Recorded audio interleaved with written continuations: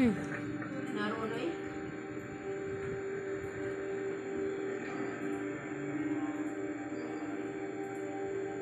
Hindi mo kilala? Parang si ano yun? Sino ba yun? Oh. Yun na.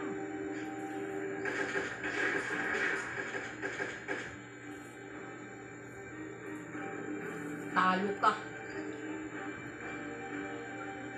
Papayat-payat na yun. Pilay tuloy.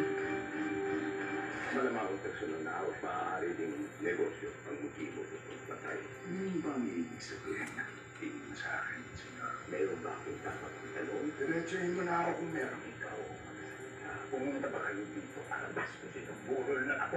Kami po pinadala na yun para imbestigahan yung pagkamatay ni Pablo Caballero. Hindi ba si Benyo na Caballero? Sigurado ba lang ang burol?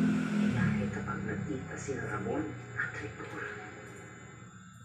Lo. Kanina pa kita hinihintay. Ano ito mga kasama mo? Makasama sa Quiapo po. Sure lang po ito eh. Wala naman kami maliitin. Galing kami sa malaking grupo ng sindikato. Sa grupo ni Pacheco. Kailangan mo na yung makausap sa sige Pablo. Ngayon din, dadali ko. Nakikita si Ramon at saka si ano.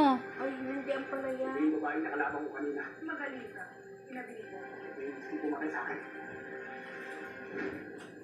Kasama pala ni na ano yun. Pag nagkita si ano, Rigor at saka si ano. Ay rated SPG. Striktong Si Rigor at saka si Christopher. ang kailangan. Di, anak ni Christopher si ano. Tema Si Tanggol. Si Rigor. Kaya naghabulan yung dati. o droga na hindi angkot sa mga Oh, magkikita nga sila. Kaya sabi, Nagkita na nga yan si Christopher at si Tanggol eh. Naglaban na eh. Ngayon hindi maputok hindi Ayun maputok nga yung yun. baril ni ano. ay si Tanggol. Kasi nga, Hindi naglaban sila. Ngayon, buksong dugo. hindi niya maputok. At si kamukha niya. mm,